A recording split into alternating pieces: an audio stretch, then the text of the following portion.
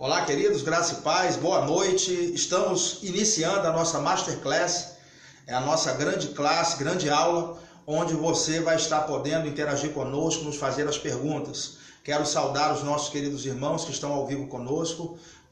Já chegou aqui o nosso irmão Ranieri, também a minha esposa Adriana e Tamires de Enio, estão morando agora lá em Pernambuco, em Recife. Quero agradecer a vocês pelo carinho, sinto a falta de vocês aqui, Enio e Tamires e família, amamos a vida de vocês grandemente e acreditamos que em breve estaremos juntos naquele acampamento abençoado, né, Enio? Glória a Deus. Então, pessoal, é muito bom ter você aqui conosco, ao vivo, não é? Nessa transmissão. Nós falamos na nossa prévia sobre a questão da marca da besta, sobre a questão do chip, e eu acreditei que eu acendi algumas luzes e que hoje nós vamos estar trazendo mais clareza sobre esse assunto. Não é? E quero parabenizar aí toda a equipe técnica que trabalhou, realmente ficou excelente a transmissão. Nós deixamos, se você não assistiu o conteúdo que a gente produziu na última aula, ele está disponível aqui no meu perfil, está disponível também nessa página, está disponível no nosso canal lá no YouTube, já está disponível lá em PR Antônio Lira, lá no YouTube você vai conseguir nos assistir através de vários vídeos que nós colocamos lá. Temos vídeos lá sobre o arrebatamento da igreja, vídeos sobre tribulação e grande tribulação. Nós temos também vídeos sobre o estado dos mortos, juízo eterno, ressurreição dos mortos. As 70 semanas de Daniel, nós estaremos subindo essa semana esses vídeos também, vídeos falando sobre o milênio. Então, você vai ter a oportunidade de se edificar bastante. Hoje, curiosamente, um querido irmão que mora aqui em Pirangi, me fez uma pergunta falando o que eu indicaria para ele se ele quisesse aprofundar nesse assunto, né, de escatologia, de fim dos tempos, e ele salientou que existe pouco interesse das pessoas em saber sobre essa questão do fim dos tempos, né? Você é um bem-aventurado, você que está aí, você está de acordo com o que João escreveu em Apocalipse, bem-aventurado aqueles que lê e aqueles que guardam as profecias desse livro. Então você é um bem-aventurado porque se interessa pelos assuntos do fim, mas nem sempre as pessoas se interessam por isso. Mas esse irmão, ele me perguntou, quem o senhor indicaria? Eu disse, rapaz, eu indico a mim mesmo. Não é uma questão de soberba nem nada, mas o material que a gente tem produzido aqui gratuitamente tem edificado a vida de tanta gente, nós temos nos debruçado para estudar. Existem outros irmãos ministeriais, como Saulo Stan, nosso amado pastor Edgley da Zona Norte. Existe muita gente boa, o nosso irmão Natan Rufino também. Muita gente produzindo conteúdo de qualidade na área de escatologia, Mário Persona. Tem muita gente boa aí, irmãos, que fala nesse assunto. Mas eu quis frisar que o conteúdo que nós temos produzido aqui, ele tem sido um conteúdo bem profundo, sabe? E você vai entender o que a gente está querendo dizer quando começar a assistir os nossos vídeos. Temos produzido conteúdo de qualidade para atender a sua necessidade e para fazer você crescer como cristão, como cidadão do céu, como crente que vive em sociedade. Nós temos produzido esse material para edificar e para também alcançar a sua vida. Glória a Deus. Tem alguma pergunta aí, Elizabeth? Já fizeram alguma pergunta? Bom, ainda não chegaram as perguntas, mas eu quero motivar você a estar fazendo as perguntas. Nós vamos abrir agora já a nossa Masterclass com as perguntas. Então é muito bom que você esteja aí conectado conosco. Mais alguém chegou aí? Conectado? Nós temos também conosco o pessoal lá de São José de Mipibu, não é? Eles estão lá ao vivo também. Um alô aí para todo mundo aí do ponto de pregação. Estão acompanhando também esse evento ao vivo e eles também vão poder fazer perguntas ao final ou até mesmo agora, né? Vamos abrir agora e no final também a gente vai estar abrindo para perguntas. Uma coisa importante que nós vamos estar fazendo hoje, e aliás é o motivo, né, dessa transmissão ao vivo, é o motivo dessa Masterclass, é justamente o nosso lançamento. Nós ficamos em estúdio produzindo um material que realmente é um material de qualidade, não tem nada semelhante no mercado. Eu já comecei a pesquisar um curso de escatologia que pudesse trazer tanto conhecimento com tanta profundidade, eu ainda não havia encontrado. Normalmente, se alguém quiser fazer um curso de escatologia, essa pessoa terá que frequentar um seminário, essa pessoa terá que ir se deslocar até o local. Existem alguns que são online, mas a grande maioria você vai ter que ir até o local, gastar passagem, estar presencialmente e ver todas as matérias, né, do curso de teologia para enfim chegar no tema escatologia para aprender. Então nós fizemos um conteúdo só voltado para a questão da escatologia e com muita profundidade mesmo. Quem começar a assistir as nossas aulas, quem adquirir esse curso, vai poder se aprofundar realmente no assunto. E nós resolvemos fazer o lançamento desse curso ainda hoje. É por isso que nós estamos aqui com esse evento ao vivo. Nós vamos fazer outras lives também sobre outros temas. Futuramente a gente vai estar anunciando. Existem alguns livros que nós vamos estar lançando aqui também para edificar a sua vida. Temos um que você pode baixar gratuitamente, que são as 3 chaves para se interpretar a Bíblia. Inclusive nessa página aí você pode estar tendo acesso, não é, a esse vídeo, a esse livro. Você baixa ele de graça. Nós temos também uma série sobre a origem do anticristo, que nós deixamos também lá no nosso canal. Está à disposição no nosso canal para você assistir, no YouTube e também no nosso site. A origem do anticristo tem uma série de 3 vídeos falando sobre esse assunto, ok, queridos? Então, comece já compartilhando com seus amigos. As pessoas ainda estão chegando por aqui. Já está chegando também a nossa irmã Aparecida, aqui de Bela Vista. Querida Aparecida, seja bem-vinda. É uma mulher que foi alcançada por meio da palavra de Deus. Estava passando por uma fase difícil na sua vida, de depressão, e Deus entrou com providência, libertou. Ela hoje é uma pessoa alegre, feliz, falante, está fazendo até faculdade, não é, de nutrição. Então o Senhor ele tem resgatado pessoas, irmãos, e a Aparecida é um testemunho vivo, né, daquilo que Deus tem feito através da palavra dele. Só a palavra de Deus pode levantar o homem.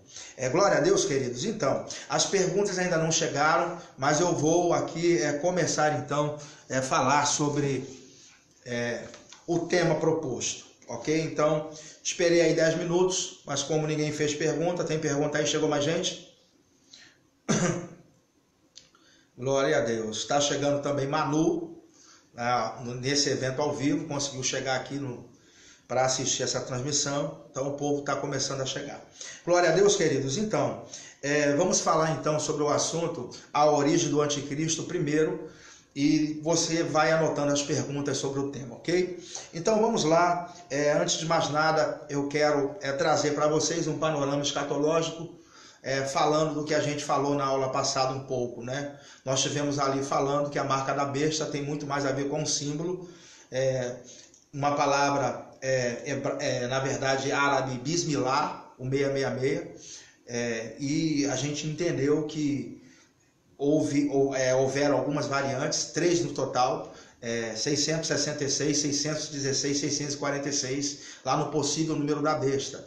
E a partir dali a gente começou a trazer um ensinamento de que a palavra ali em cima do 666, acreditamos que João teve uma visão e era um símbolo que dizia Bismillah, em nome de Alá. Isso tudo ele começa a trazer para nós um vislumbre e a ideia de que o anticristo talvez não venha da Itália, como muita gente começou a ensinar.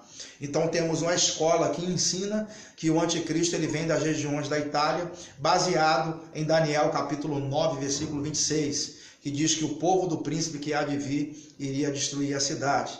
Então por isso se imaginou que a cidade, como a cidade foi destruída pelo Império Romano no ano 70, acreditou-se que o anticristo vinha da região da Itália. Inclusive, nós temos aí um filme, uma série de filmes deixados para trás. Quem já assistiu essa série sabe que existe ali um homem chamado Nicolai Carpaccia, que é o anticristo. Botaram o nome dele de um italiano, porque pensando que o anticristo veio da Itália. Sendo que nós, investigando a fundo os fatos, descobrimos que quem destruiu o templo e a cidade de Jerusalém no ano 70 não foram os romanos, foi o exército romano, mas as pessoas envolvidas naquela destruição eram todos de etnia árabe, certo? Então, a gente vai, se der tempo hoje, não falar sobre essa destruição e provando, né, pela história que foram pessoas do exército romano, mas todos eles tinham a sua etnia ligada aos árabes, ok? Se der tempo a gente vai falar sobre isso. Então, nós começamos a falar aqui sobre esse assunto, apontando para um anticristo islâmico. Bom, nós que estudamos escatologia temos sempre a abordagem dos alunos que sempre falam conosco a respeito dessa questão do anticristo, de onde ele vem, de onde ele surge, qual é a região, se ele tem uma religião, mas o que mais faz com que as pessoas apontem quem é o anticristo é justamente a questão política e militar. A gente sempre vê as pessoas falando, olha, vira e mexe, aparece um candidato. Barack Obama já foi candidato, Donald Trump já foi candidato ao cargo aí de anticristo, Adolf Hitler, eu acho que esse foi o candidato mais forte, porque destruiu os judeus, tentou destruir, aniquilar a raça ariana. Então, temos aí esse Emmanuel Macron, né, da França, é ele e tal. Então o pessoal ficou bitolado em olhar o anticristo como um líder político e militar. Não que ele não seja, ok? Não me interprete mal. O Antigo Testamento, ele apresenta o anticristo, na maioria das vezes, como um líder político e como um líder militar. Todos os textos, a grande maioria, mostra ele invadindo Jerusalém, ele chegando ali e com a intenção de destruir os judeus. A gente sabe disso como ninguém. O Antigo Testamento nos mostra dessa forma. Mas, queridos, as pessoas não prestaram atenção em um detalhe importantíssimo, que o Novo Testamento, ele apresenta o anticristo principalmente como um líder religioso. Isso as pessoas não prestaram atenção. Então nós temos muitas evidências na Bíblia que mostra que o anticristo, em primeiro lugar, no Novo Testamento, mostra ele como líder religioso. Deixa eu trazer aqui um refresco para a sua memória, ou um conhecimento novo, se é que você de repente não tem. Queridos, o Antigo Testamento ele é uma sombra das coisas que iriam acontecer. A palavra de Deus diz que a lei é a sombra dos bens vindouros e não a imagem exata das coisas. O nível de revelação do Antigo Testamento, ele é um nível, e no Novo Testamento é um nível maior. Mas Deus usou mais os crentes do Antigo e do Novo Testamento? Sim, principalmente por causa da questão de estarmos sem pecado algum e também a questão do Espírito Santo vir habitar dentro de nós. E também a questão dos dons atuando sobre todos os crentes, os 9 dons do Espírito. Então nós estamos vivendo um tempo em que essa dispensação é chamada de a dispensação do Espírito Santo. E fala que se o ministério da letra teve a sua importância a ponto das pessoas não conseguirem olhar na face de Moisés, muito mais o ministério do Espírito, ok? Esse ministério que estamos vivendo. Então o nível de revelação do Novo Testamento é bem maior. No Antigo Testamento, Deus nos falou por meio dos profetas, certo? Mas nessa dispensação, Deus nos tem falado por meio do Filho, a quem constitui o herdeiro de todas as coisas. Eu não sei se os irmãos prestaram atenção, mas durante a passagem do Monte da Transfiguração, nós vemos ali Jesus Cristo e apareceram Moisés e Elias. E ali ouve-se uma voz que disse, esse é meu Filho amado, em quem a minha alma tem o seu prazer. A ele ouvi. Interessante, não é? Não falou para ouvir nem Moisés e nem Elias, embora eles tiveram a sua importância. Queridos, mas fala para ouvir o Filho. Então, mostrando para nós que o que o Filho trouxe hoje é aquilo que a gente deve observar. E existe muita luz no Novo Testamento. E vamos desprezar o Antigo Testamento, considerar como nada? Não. O Antigo Testamento ele vai ser muito valorizado. Cerca de 500 profecias ainda vão se cumprir, ok? Mas nós temos que olhar simplesmente para o Antigo Testamento sob a luz do Novo. Começar a interpretar o Antigo sob a luz do Novo. Ele tem a sua importância, ele tem também a sua inspiração, Nós aprendemos muito com o Antigo Testamento, não desmerecemos ele de forma nenhuma, é tão importante quanto o Novo, mas nós temos que olhar o Antigo sob a luz do Novo. Eu tenho um vídeo chamado Porque o Deus do Antigo Testamento parece ser ruim, do Novo parece ser bom, onde eu explico a revelação progressiva. Então, a Bíblia é um livro de revelação progressiva. Toda a revelação não está em Gênesis, também não está em Êxodo, nem em Levítico, nem em Oséias, nem em Isaías. A revelação ela foi crescendo e chegou ao seu ápice no Apocalipse. Então, se eu quiser hoje ter mais respostas sobre o anticristo, coisas mais claras, ok? Eu vou começar a olhar com mais cuidado o Novo Testamento. E o Novo Testamento, ele me apresenta o anticristo em 80% de conteúdo. Olha só o que eu vou dizer a você.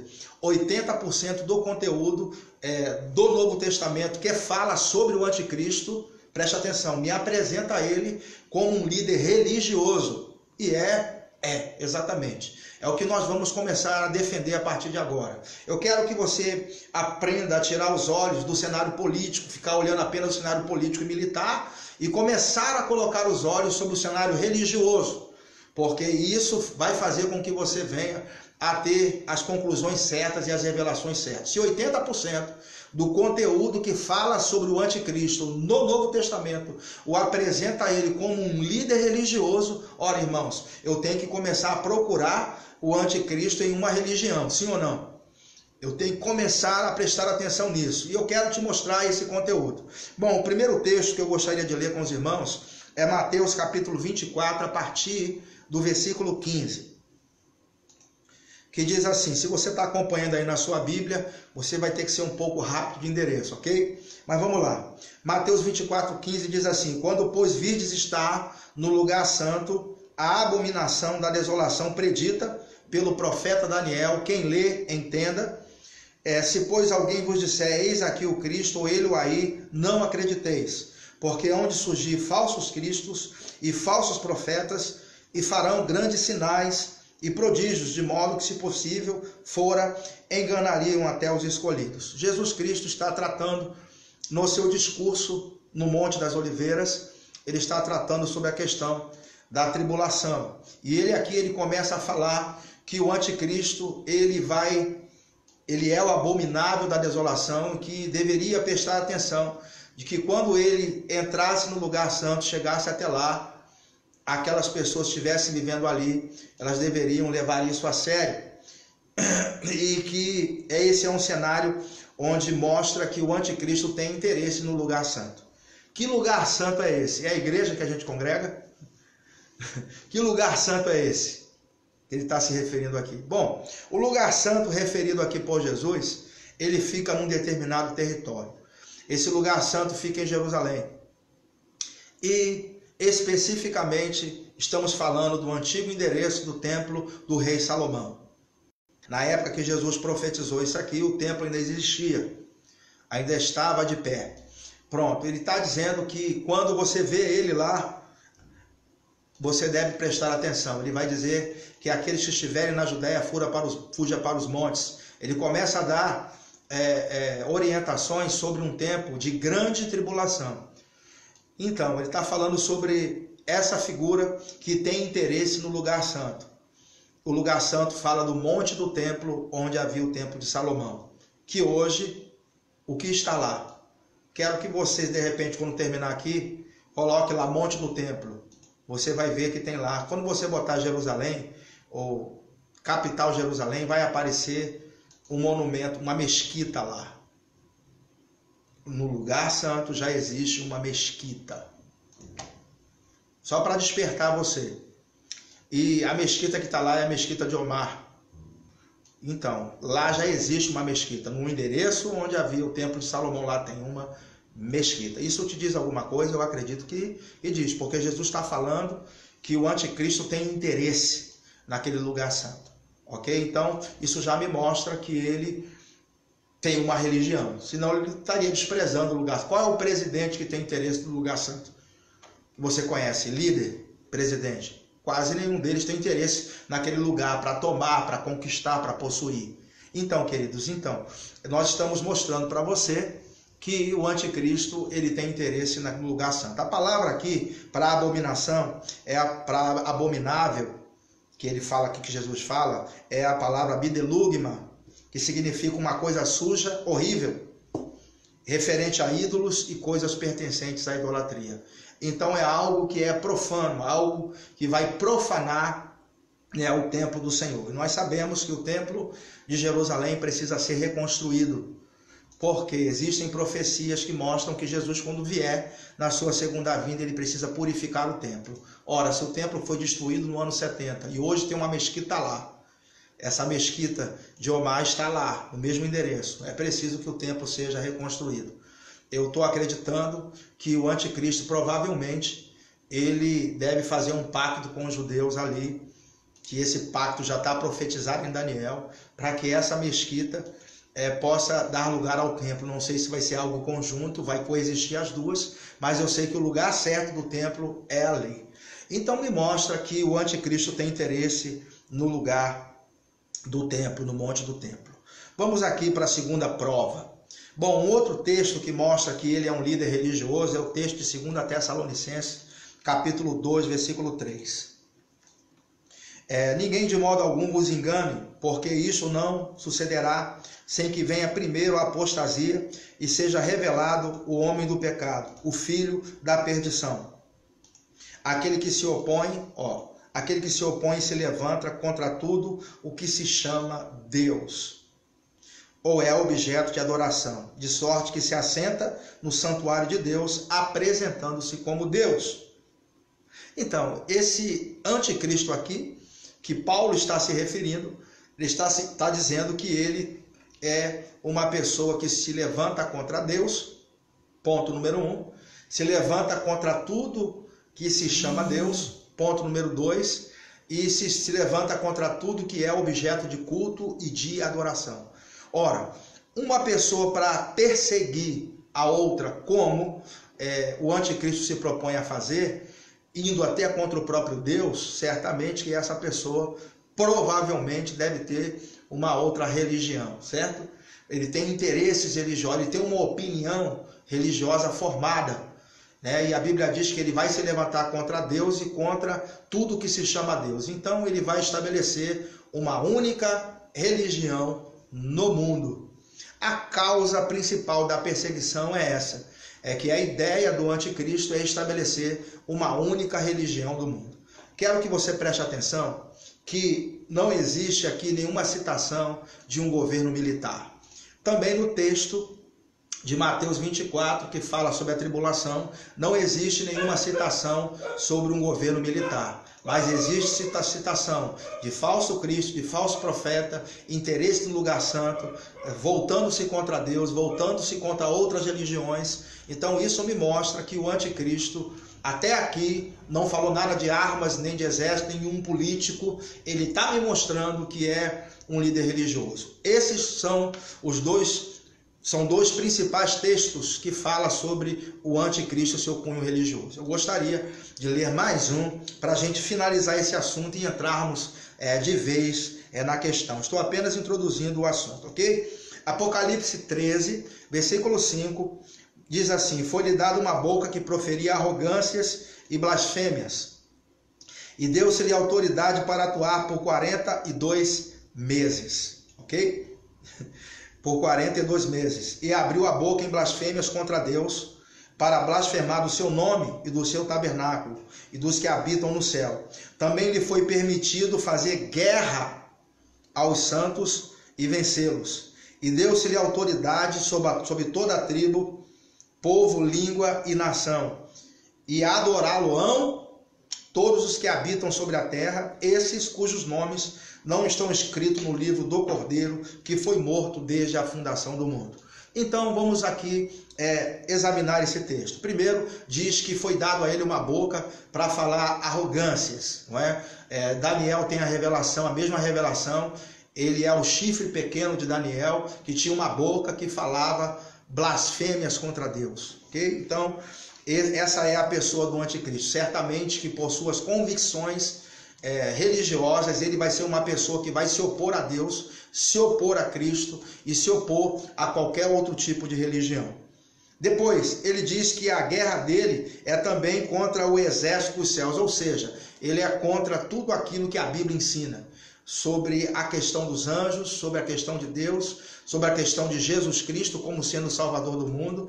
Ele é contra tudo isso. E eu queria chamar a atenção para os irmãos a uma palavra aqui, no versículo 7, que diz: também lhe foi permitido fazer guerra aos santos.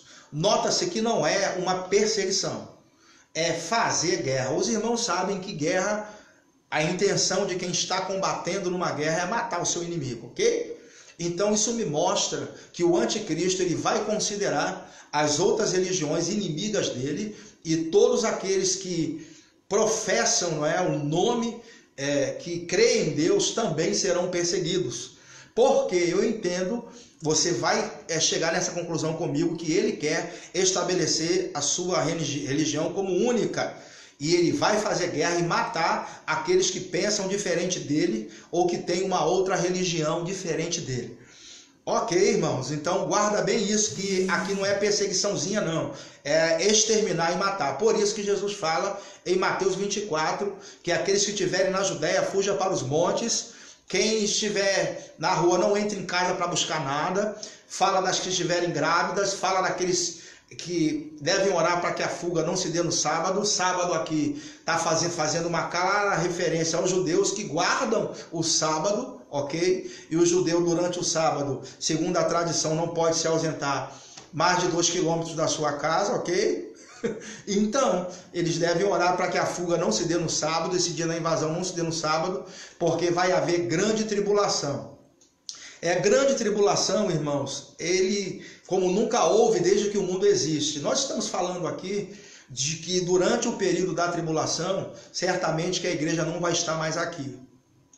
Santos aqui são judeus e crentes que vão se converter durante o período da tribulação. E vai ter conversão durante a tribulação?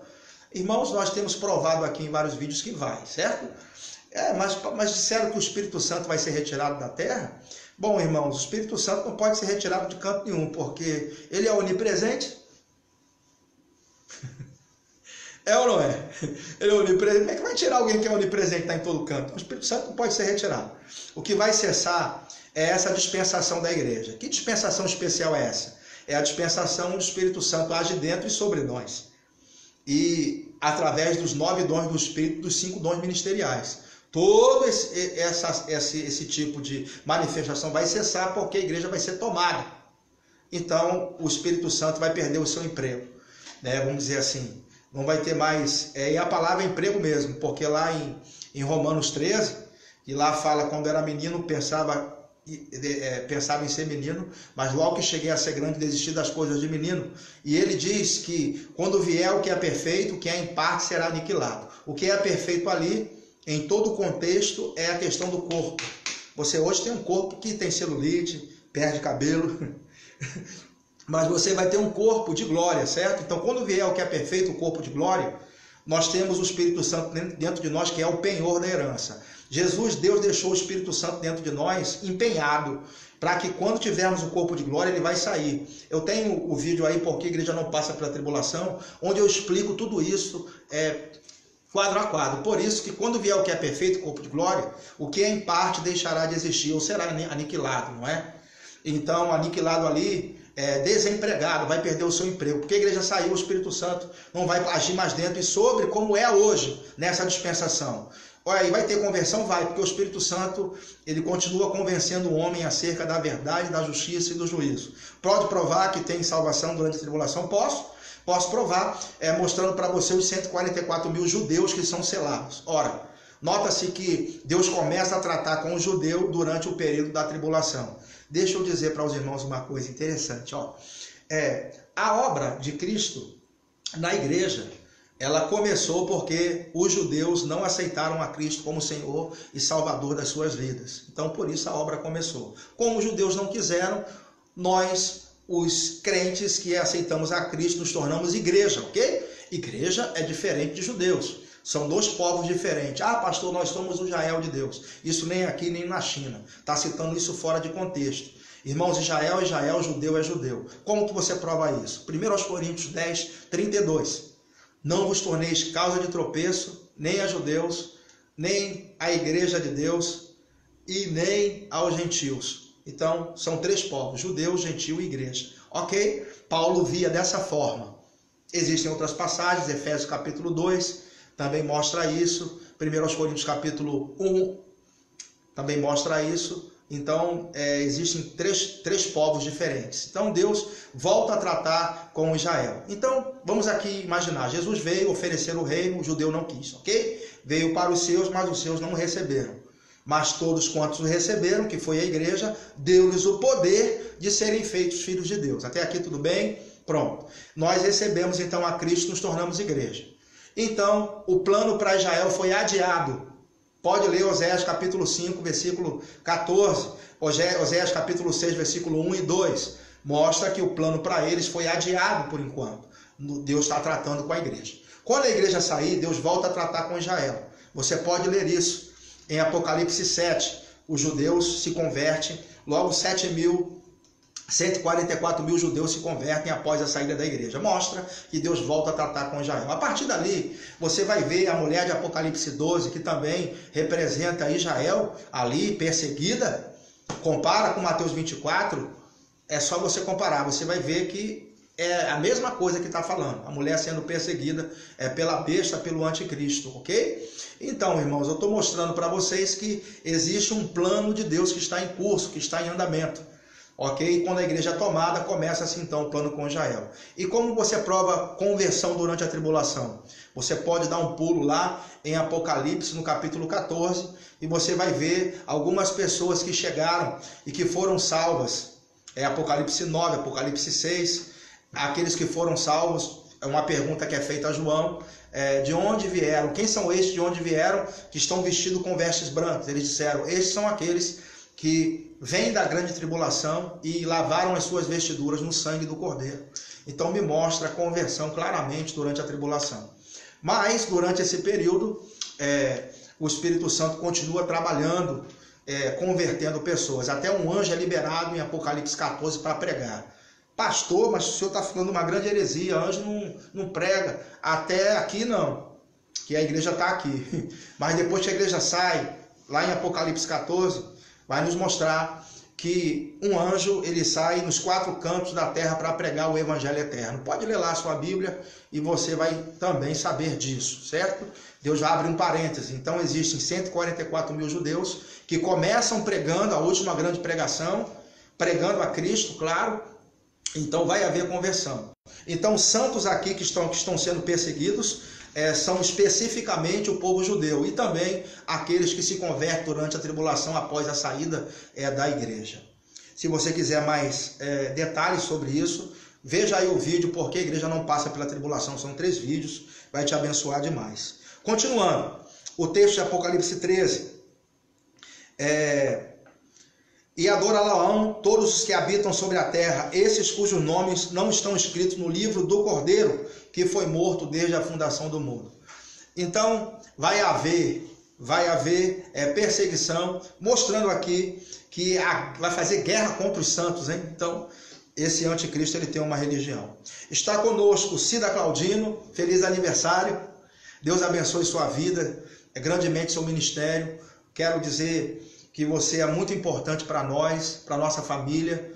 Você tem sido uma grande mãe, uma mãe espiritual. Sei que existem pais espirituais, mas você tem sido uma grande mãe espiritual, uma grande referência para todos nós. Admiramos demais a sua vida, Cida, e a minha oração é que você possa progredir cada vez mais, você, pastor Jaelson, Gustavo, e que os planos de Deus, os propósitos, continuem se cumprindo na vida de vocês. Temos visto o progresso, o crescimento da igreja de Parnamirim, e como isso tem nos alegrado, querida.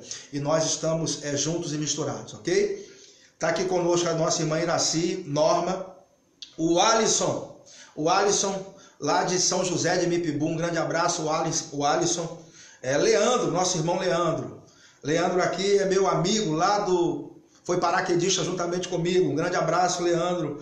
Sheila, nossa irmã Sheila. Rafael Silva, o nosso amado palhaço peteca, né? grande homem de Deus, ele tem esse ministério de trabalhar dentro dos hospitais, evangelizando crianças, então ele vai a caráter. Ele é também autor do Doutores da Cura, que tem evangelizado a cidade de São Paulo e outros lugares do Brasil. Grande homem de Deus, tem esse ministério de trabalhar com crianças e pregar o evangelho através disso. Nosso irmão Enio, grande abraço, Enio. Rafaela, glória a Deus, Rafaela. Seja muito bem-vinda na nossa live. Nosso irmão Theo Thomas, grande abraço, Theo. Júnior Silva, João Vianney, Franci Guedes, Franci Lúcia, grande abraço, minha irmã Franci Lúcia, irmão Severo, irmã Leda, Carlos Dornelas, Ana Paula e outros que ainda continuam chegando. Já vai colocando as suas perguntas aí, meu irmão Lisário vai estar anotando as perguntas. Eu estou sentindo a falta das perguntas, né?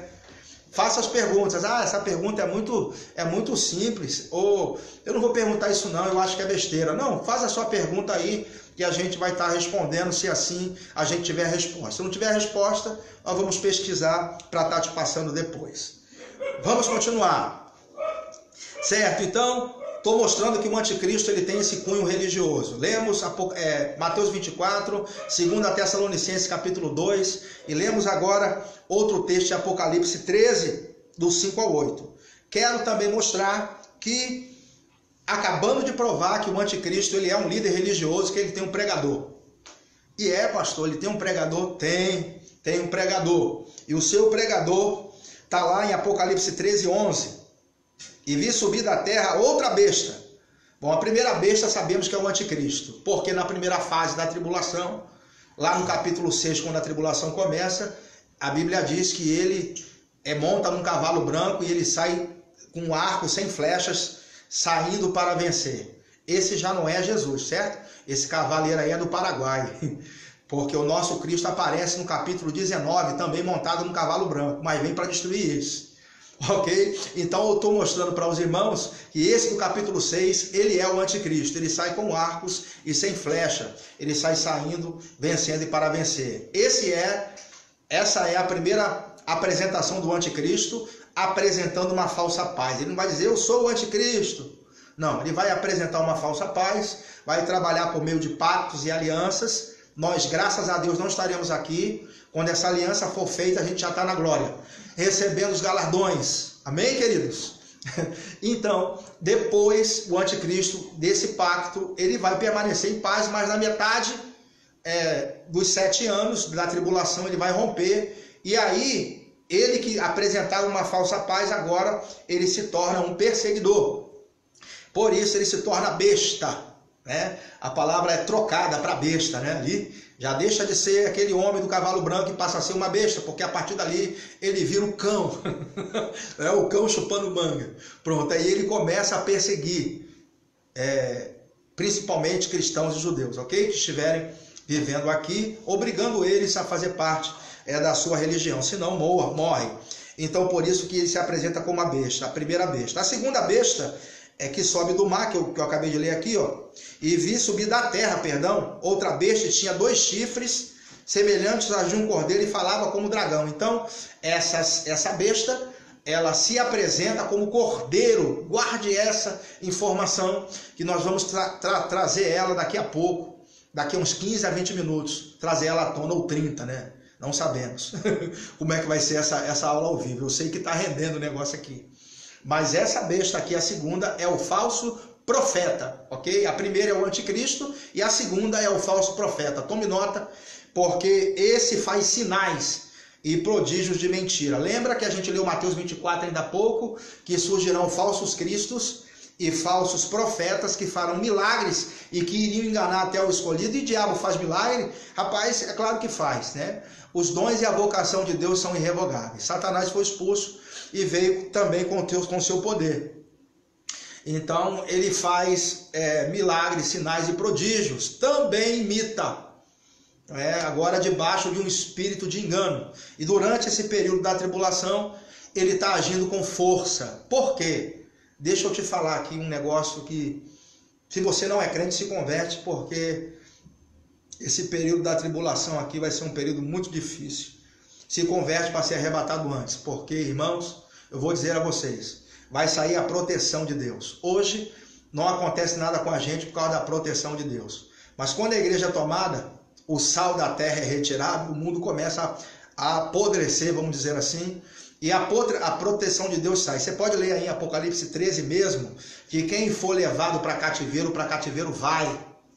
Ou seja, não vai haver essa intervenção para guardar os ímpios, aquelas pessoas. Aqueles que são selados, eles também vão passar por perseguição e vão até ser mortos, como serão. Então a proteção, ela meio que parece que deixa de operar com tanta força durante esse período.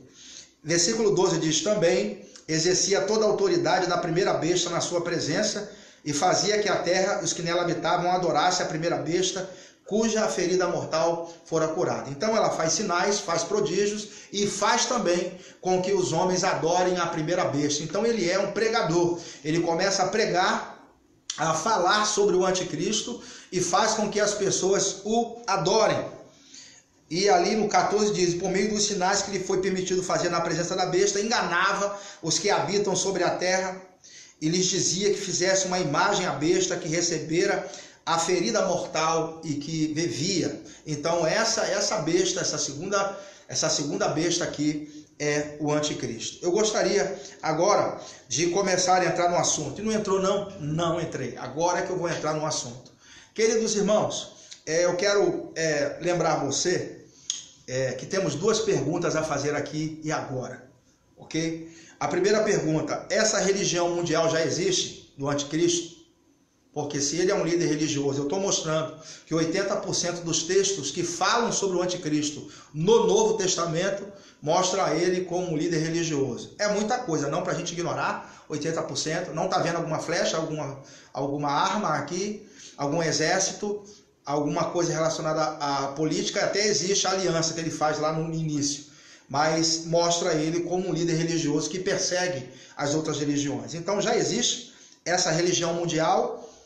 E se existe, nós podemos identificá-la perfeitamente. Nós começamos a mostrar isso na última prévia, na prévia que a gente fez. Você pode assistir o vídeo aí, a marca da besta. Começamos a mostrar isso e agora nós vamos começar a dar versículos e a comprovar que o islamismo é a religião do anticristo. Por que você está me dizendo isso? Por inúmeras provas que eu vou começar a te mostrar. Já comecei lá atrás. E vou começar a te mostrar que o islamismo é a religião do anticristo. Temos as perguntas já aqui, mas vou deixar agora para o finalzinho, já eu respondo. Rafaela fez pergunta e Sheiliane também. Continue fazendo perguntas aí que a gente vai responder tudinho, ok? Vamos continuar. Então, como podemos identificar a religião do anticristo? Será que ela existe? Então vamos lá, queridos. Quero mostrar aqui 1 de João, capítulo 2, versículo 22, que diz assim: João é o primeiro e único a tratar o anticristo como anticristo. Jesus o chama de abominável da desolação, Daniel o chama de o chifre pequeno, e Paulo o chama de o homem da iniquidade, ou o homem do pecado, mas o nosso amado João o chama de anticristo. Porque anti significa contra. Contra quem? Contra Cristo. Na verdade, um opositor a Cristo. João deixa isso claro na sua carta, na primeira carta, capítulo 2, versículo 22. Diz assim: quem é o mentiroso, senão aquele que nega que Jesus é o Cristo? Esse mesmo é o anticristo. Esse que nega o Pai e o Filho. Qualquer que nega o Filho também não tem o Pai. Aquele que confessa o Filho tem também o Pai. Queridos, quem lê isso aqui, não, João está trazendo só uma informaçãozinha. Nada que está na Bíblia é só uma informaçãozinha. O anticristo, ele nega o Pai e nega também o Filho. Nós acabamos de ler Paulo falando que se levanta contra Deus, que se levanta tudo quanto se chama Deus ou é objeto de adoração. Mais do que isso, se levantar para perseguir, João diz que ele nega Jesus. Negar aqui não é um crente que está negando, não. Isso aqui é um cara ímpio mesmo, que tem suas convicções, suas crenças, e que não abre mão delas, e que além disso, de não abrir mão delas, ainda tem raiva de quem pensa diferente e ainda persegue para matar aqueles que pensam diferente. Aqui que se encontra o grande perigo, porque ele nega o Filho. Vamos amadurecer isso. Queridos irmãos, preste bastante atenção. A nossa fé, ela está baseada em algumas coisas. Em primeiro lugar, que Cristo é o Filho de Deus. Isso o muçulmano, ele abomina alguém dizer que Deus gerou alguém. É abominação para eles, digno de morrer, quem pensa dessa forma. Ok? Quem pensa que Deus gerou alguém, que Deus é pai de alguém. Primeiro ponto. Um outro ponto é que o anticristo, né, os muçulmanos, eles jamais acreditam que Jesus, ele é o Filho de Deus. Eles não acreditam que Jesus seja o Filho de Deus. Para eles, Jesus é um profeta como outro qualquer, e eles dão um nome. Jesus é conhecido no mundo islâmico como o profeta Isa, como é conhecido. Então, Jesus, para eles, simplesmente é mais um profeta como Maomé foi. E que Maomé é superior a Jesus, tá bom? Só para você entender. E eles dizem que Jesus não morreu pelos pecados de ninguém. É um outro ponto. Ele está negando a obra redentora de Cristo, dizendo que Jesus não morreu pelos pecados de ninguém. Hoje o muçulmano acredita que o que tira pecados dele é a Kaaba. A Kaaba é um meteorito que está lá em Meca, onde eles andam em volta desse meteorito e acreditando que esse meteorito está levando os pecados deles. Essa pedra é escura e quanto mais preta ela vai ficando, está mostrando que está levando os pecados deles. Eles acreditam assim. E para quem pensa, não, mas o muçulmano, ele acredita em Alá. E Alá é Deus para eles. Não é isso, queridos. Não é a mesma coisa. Você pode investigar essa Kaaba. Na verdade, tinha nela a inscrição de 360 deuses, um para cada dia do ano. E Alá é o principal, é o escolhido, o principal Deus que está nessa Kaaba. Alistado nessa Kaaba, a quem os muçulmanos adoram. Então, é só para deixar registrado.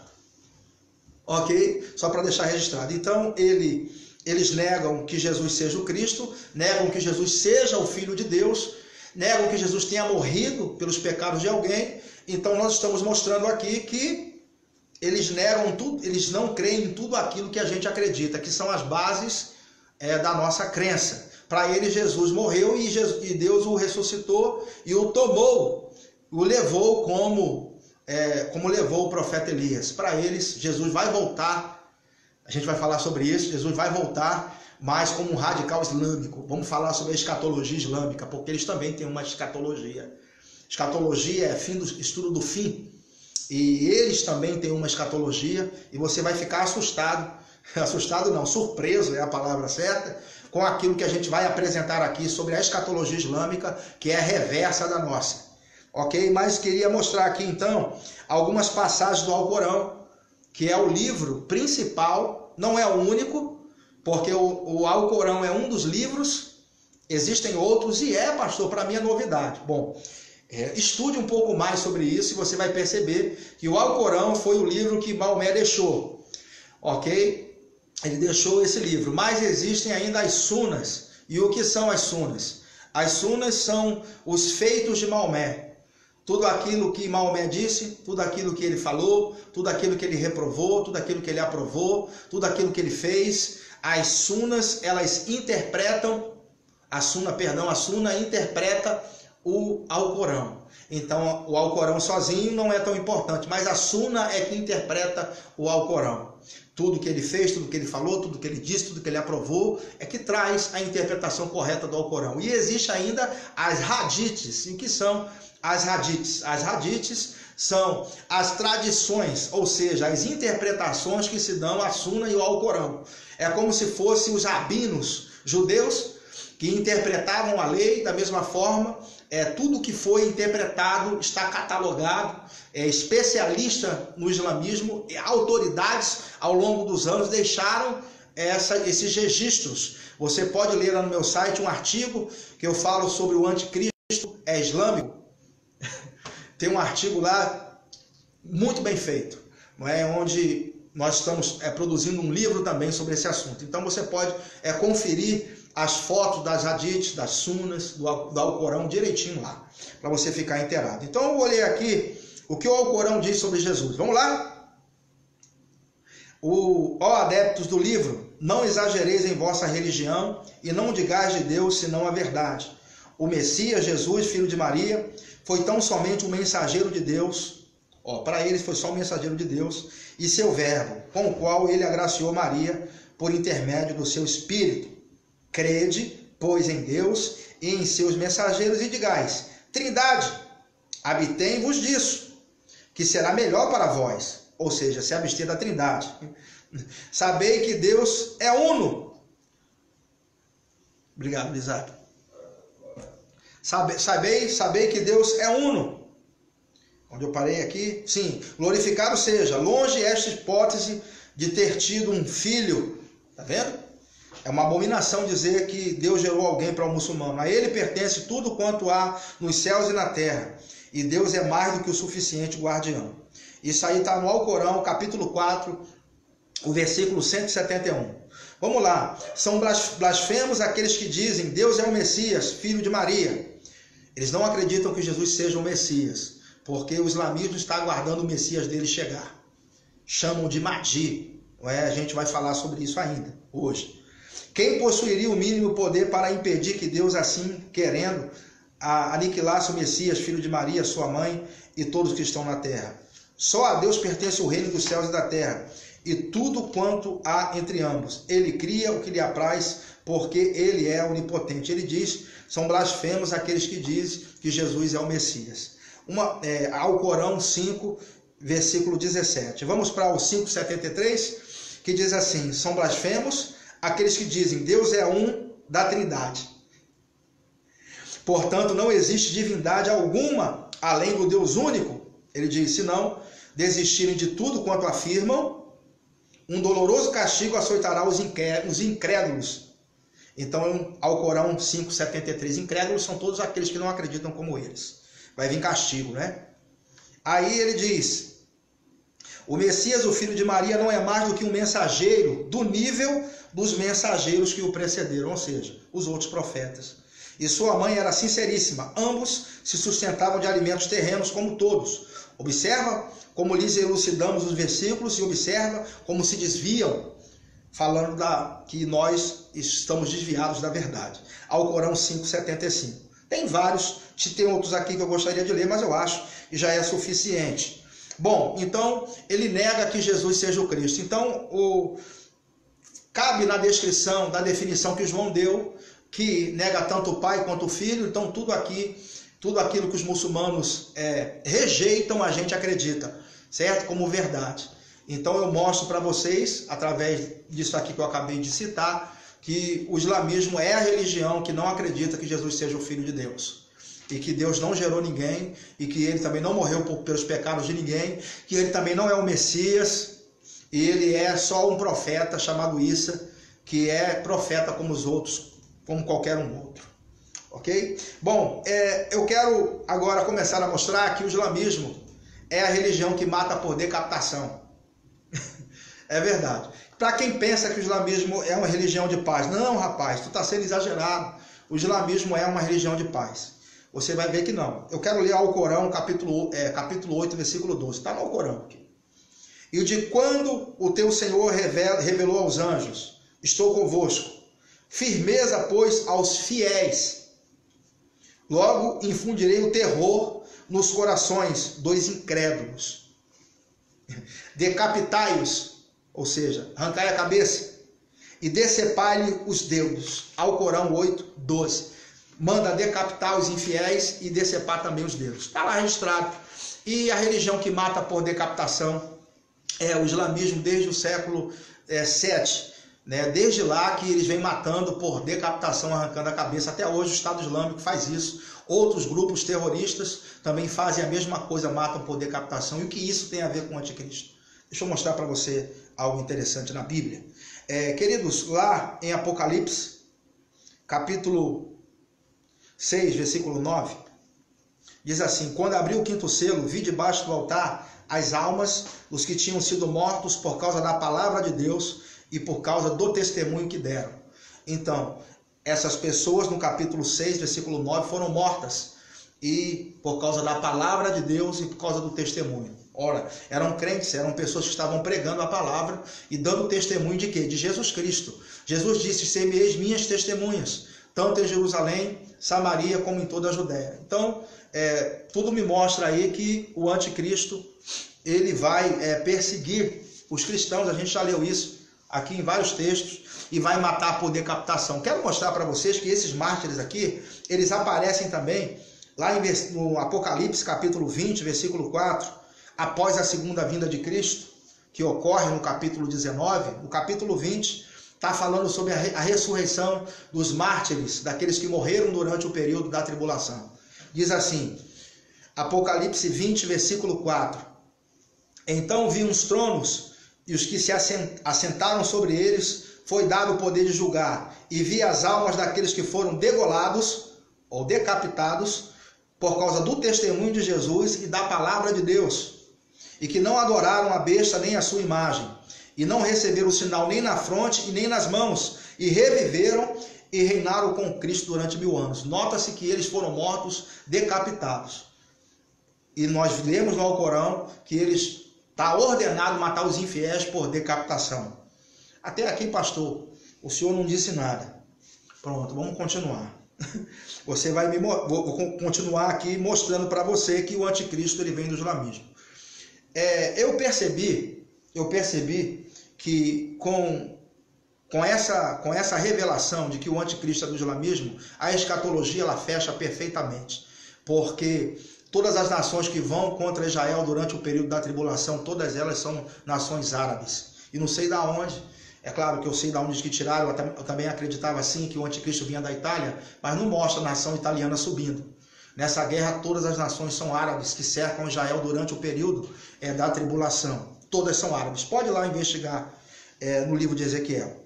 Então, quero mostrar para vocês que Martinho Lutero também acreditava que o islamismo era a religião do anticristo. E Martinho Lutero também dizia isso. Todo mundo sabe que Martinho Lutero foi muito importante para a nossa existência hoje. Martinho Lutero foi o homem que fez a reforma protestante. Na verdade, não fez sozinho. Outros reformadores também trabalharam nessa reforma. Homens importantes como João Calvino, como John Knox, como vários outros, né? William Farel, o nosso lá de Wycliffe, John Huss, todos esses foram importantes. Mas Martinho Lutero é o ícone da reforma, todo mundo sabe disso. Foi um homem muito aprofundado nas escrituras e ele escreveu um artigo sobre o islamismo. Gostaria de ler já ali na sua época, por volta de 1520, 1530, por ali, ele já dizia isso. Vamos ler aqui para os irmãos. O nome do artigo é sobre a guerra contra os turcos. Você pode procurar na internet. Vou ler aqui um trechinho.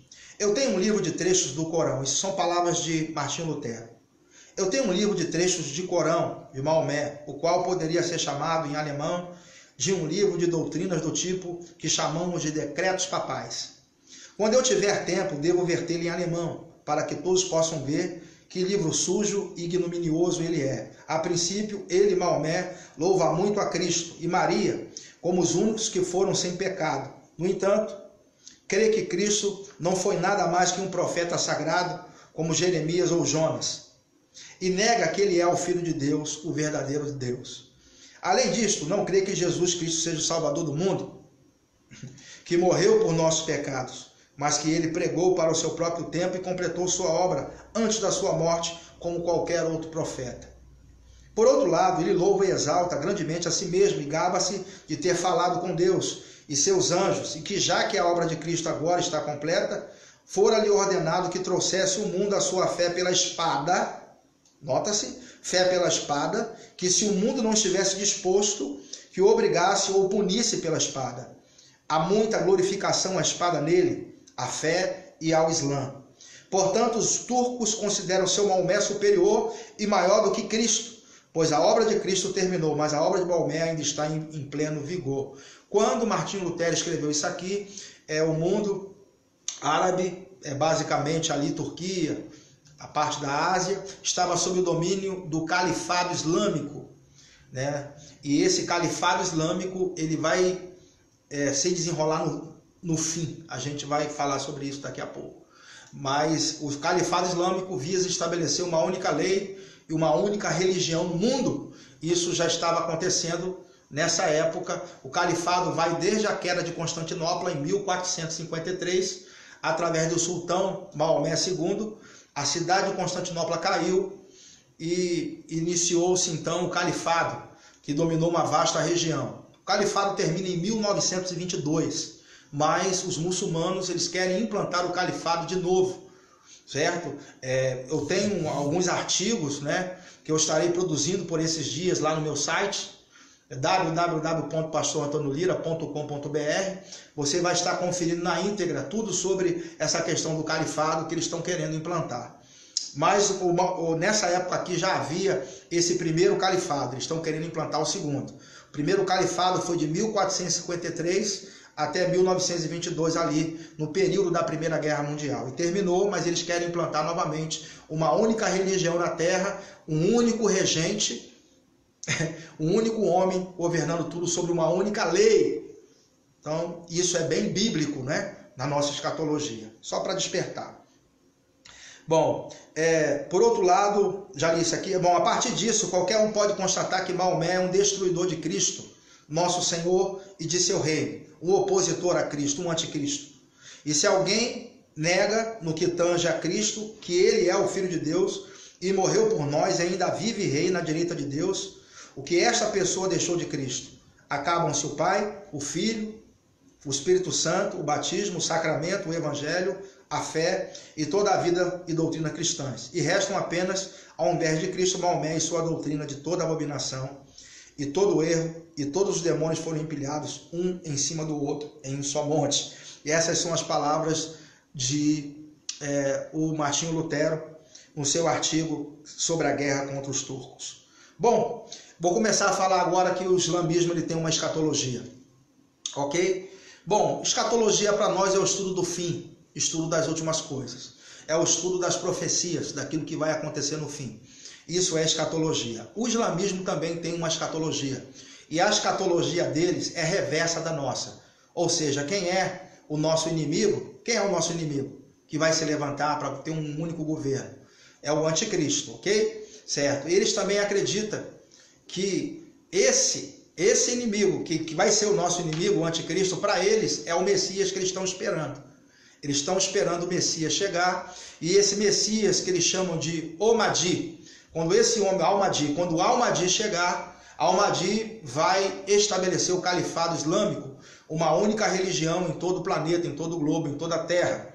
Ele vai converter os cristãos à força, todos serão obrigados a adorá-lo. Eles também vão estabelecer uma única lei no mundo, e eles vão mudar os tempos e as épocas, ou seja, eles vão mudar a forma como o mundo se conta o tempo.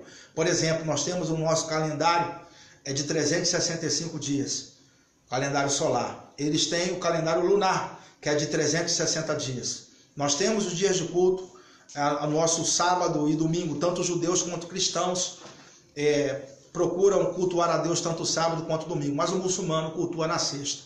Então, isso vai ser mudado, e está profetizado lá em Daniel que ele iria mudar os tempos e as épocas. Então, o islamismo tem a esperança de um Messias.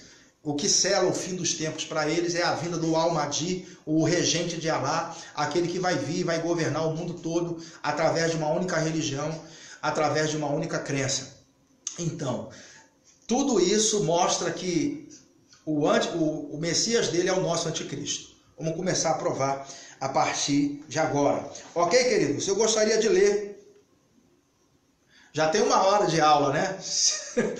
O tempo vai passando e a gente nem imagina. Eu sei que não vai dar para a gente tratar tudo aqui. Com certeza a gente vai ter que fazer outras lives. Mas eu queria encerrar essa questão, pelo menos para você botar o pé, acender aí a curiosidade, que eles têm uma escatologia. E gostaria de falar aqui sobre a questão das tradições islâmicas. Vamos ver o que as tradições islâmicas dizem sobre o califado e sobre o Mahdi, a vida do Al-Mahdi, né? Esse Messias que eles estão esperando. e comece a comparar e veja se não é o anticristo que a gente acredita. Veja se não é. Compara aí, você que lê a Bíblia e estuda, veja se não se trata exatamente do anticristo que vai surgir no mundo. O que eles esperam como Messias para nós é o anticristo. Vou ler aqui as tradições islâmicas. Agora, eu não estou lendo o Alcorão, claro, vou ler alguns textos do Alcorão mais para frente, mas eu estou lendo as tradições islâmicas, que são o quê? As tradições islâmicas são as hadiths, as interpretações dos textos da Sunna e também do Alcorão, ok? É chamado de hadiths. Vou começar a ler aqui. Eles dizem assim sobre o Al-Mahdi: se você o vê, vá e dê-lhe sua fidelidade, mesmo se você tiver que rastejar sobre o gelo, porque ele é o vice-regente de Alá, o Al-Mahdi. Ele pavimentará o caminho e estabelecerá o governo da família e da comunidade de Maomé. Todo crente será obrigado a apoiá-lo. Olha, todo crente, ou seja, em Alá, vai ser obrigado a apoiar o Mahdi. Se entre eles mesmos vai ser obrigado, imagine o restante do mundo. Certamente que vai ser obrigado. E aqui ele fala que ele é da família de Maomé. Então o Al-Mahdi, ele precisa ser necessariamente o Messias que eles estão esperando vir da família de Maomé. O Mahdi estabelecerá direito e justiça no mundo, eliminará o mal e a corrupção. Ele lutará contra os inimigos dos muçulmanos, que seriam vitoriosos se o Al-Mahdi não aparecesse. Ele reaparecerá no dia marcado, e então ele lutará contra as forças do mal, liderando uma revolução mundial e estabelecerá uma nova ordem mundial baseada na justiça, retidão e virtude. Por último, o justo tomará a administração do mundo, o Al-Mahdi, em suas mãos, e o Islã será vitorioso sobre todas as religiões. Compare os textos que a gente leu no início, de 2 Tessalonicenses 2, que ele vai se sentar no trono de Deus, querendo se parecer Deus, ele vai ir contra Deus, ele vai ir contra todas as religiões, e ele vai estabelecer uma única religião, que é a dele. Vou continuar lendo as tradições. Al-Mahdi receberá a promessa de fidelidade como califa para os muçulmanos. Lembra do califado, um único regente, um único governo, como foi ali do século XV até o século XX. Em 1922 teve um califado no mundo, né? E que terminou após a Primeira Guerra Mundial. Está dizendo, com o califa para os muçulmanos. Ele irá liderar os muçulmanos em muitas batalhas da jihad. Jihad é a guerra santa, é a guerra para estabelecer, conquistar territórios. É aquilo que o muçulmano vive para fazer. Fazer guerras para poder converter as pessoas à força e transformar aquele território num território de domínio islâmico. E para isso serve a jihad, é a chamada guerra santa. Não é? Seu reino será um califado que seguirá a orientação do profeta. Muitas batalhas acontecerão entre muçulmanos e infiéis durante o reino do Mahdi. Ele está falando das batalhas aqui, a gente sabe que no texto de Apocalipse que a besta ou o anticristo, ele faria guerra contra os santos. Está tudo batendo, não? Não pode ser mais claro do que isso. Eu estou só começando, eu acredito que eu tenho aqui 30% do conteúdo que eu iria trazer. Eu já vou terminar, porque estamos já com mais de 1 hora, eu acredito que mais de 1 hora nesse assunto sem um descanso é muito para a cabeça de alguém. Pronto, a gente vai ver se a gente faz uma outra live e a gente vai continuar esse assunto. Mas eu queria só fechar essa questão do Al-Mahdi. Tem muita coisa. Nós estamos só começando a mostrar que o anticristo é islâmico, ok? Bom, a conquista de Israel. Por que o interesse por Israel? Alguém pode dizer? Claro que você não vai poder responder aí, né? Mas só para você pensar, por que esse interesse por Israel e por Jerusalém? Queridos, existe um ódio dos árabes que é desde tempos imemoriais. Desde a época em que Agar foi embora com Ismael. Abraão teve 2 filhos, Isaac e teve Ismael. Ismael teve que ir embora. Então, quando Ismael foi embora, suscitou um certo ódio. E isso é relatado também na profecia que diz que de Ismael sairiam 12 príncipes, a mão dele seria contra todos, ele seria como um jumento selvagem, ou seja, ruim de domar. Não estou dizendo que todo árabe é ruim, presta atenção no que eu estou dizendo. Eu estou relatando as profecias como elas dizem, não é?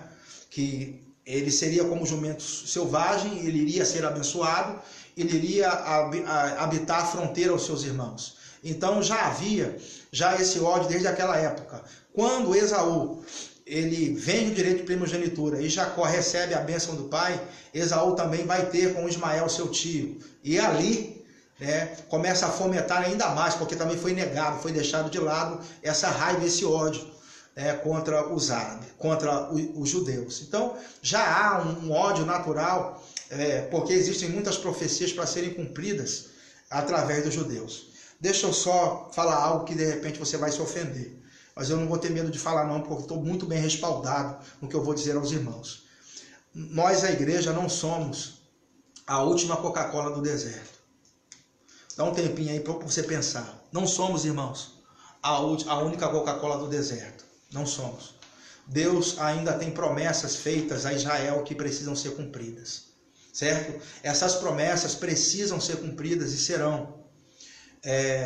E vai ser cumprida após a igreja ser retirada. Simplesmente nós ficamos como povo de Deus, mas Paulo ele fala isso lá em Romanos, no capítulo 11, que nós que éramos oliveiras bravas, fomos enxertados na oliveira verdadeira, mas os ramos naturais foram cortados. Mas Paulo também diz que os ramos naturais serão enxertados, porque Deus precisa cumprir as profecias do Antigo Testamento. Se você começar a estudar Joel, Daniel, Ezequiel, Oséias, Sofonias, todos esses profetas, Jeremias, Isaías, todos eles estão falando por uma única coisa: Jerusalém vai pegar fogo. Aquele pedaço de terra vai pegar fogo. Ali o anticristo tem interesse em governar a partir de lá, porque o Almadi ele tem interesse em governar, em estabelecer o seu califado, e a sede vai ser Jerusalém. Por isso Jesus disse que quando ele estiver no lugar santo, fuja, porque vai ter tempo de tribulação muito grande. Mas graças a Deus que a igreja não vai estar aqui para experimentar isso. Então o Almadi, ele vai até Jerusalém. Deixa eu ler aqui a tradição islâmica que vai mostrar isso. Ok? Sim. Resulá, Maomé disse, certo? Exércitos carregados de bandeiras negras virão de Curaçã. Nenhum poder será capaz de pará-los e eles finalmente chegarão a ela. Baitul Maqdas, que é o nome de Jerusalém, onde eles levantarão as suas bandeiras. Já está escrito nos textos islâmicos que o Almadi vai a Jerusalém. E Jesus disse também que ele ia, Paulo disse que ele ia. No texto que a gente leu lá em Apocalipse 13 diz que ele vai perseguir os santos. Então, Apocalipse 12 mostra a mulher que é Israel, que vai ser perseguida. Então, porque ele tem interesse em governar a partir de lá. E aqui diz, é importante notar aqui a referência acima, Baitul Maqdas, que em árabe significa casa sagrada. Isto é se referir à mesquita da Cúpula da Rocha, que é localizado no Monte do Templo em Jerusalém, que eu citei, a mesquita de Omã, que está no endereço original, onde era o antigo templo de Salomão, tem uma mesquita. E ele vai governar, estabelecer o seu califado, o seu governo mundial a partir de lá, e vai expulsar os judeus da terra. Por isso que vai ter grande tribulação. Aí ele diz aqui, o Mahdi será vitorioso e erradicará aqueles cães e porcos e ídolos desse templo, até que haverá novamente um califado baseado na profecia, como declara a Hadith. Jerusalém será o local do bem guiado califado e o centro do governo islâmico, que será encabeçado pelo Al-Mahdi. Isso irá abolir a liderança dos judeus, ou seja, tirar os judeus de lá e colocar um fim à dominação dos satãs, que são quem pensa diferente. Quem crê diferente é como se fosse satãs para eles. São infiéis. Que cospem o mal nas pessoas e causam corrupção na terra, fazendo os escravos de falsos ídolos e comandando o mundo com leis diferentes da Sharia. Nota-se o interesse em estabelecer a Sharia, uma única lei no mundo todo. E ele termina, a lei islâmica do Senhor do mundo. O profeta disse, Maomé disse, a última hora não viria sem os muçulmanos lutarem contra os judeus, e os muçulmanos os matarão até que os judeus se esconderão atrás de uma pedra ou uma árvore, e a pedra ou a árvore diriam, muçulmano ou servo de Alá, aqui está um judeu atrás de mim, venha e mate-o. Irmãos, não posso ser mais específico do que isso, diante de tudo que eu tenho mostrado, eu não tenho dúvida de que o anticristo ele é islâmico. Olhando a tradição islâmica, tudo que está escrito na nossa Bíblia, a escatologia deles é reversa da nossa. Ok? Também mostra o reinado por 7 anos. Nós sabemos que o governo do anticristo vai ser por 7 anos. Está lá em Daniel 9:27. E ele fará um pacto firme com muitos por uma semana. Uma semana aqui é uma semana de anos. Eu tenho vídeos explicando sobre isso. As 70 semanas de Daniel, eu falo sobre isso. Eu vou subir esse vídeo para você ter acesso aqui nessa mesma página que você está assistindo aí. E aí a gente fala sobre essa questão da semana. Eu sei que uma semana aqui são 7 anos. Porque uma semana para o judeu pode ser de dias ou pode ser de anos. Como ele não disse nada, só falou semana, é semana de anos. É semana de anos também, 7 anos, por causa do contexto em que a profecia está sendo dita, falando acerca de anos, ok? Bom, e na metade da semana fará cessar o sacrifício e a oblação, e sobre as asas das abominações virá o assolador. O assolador aqui é o anticristo.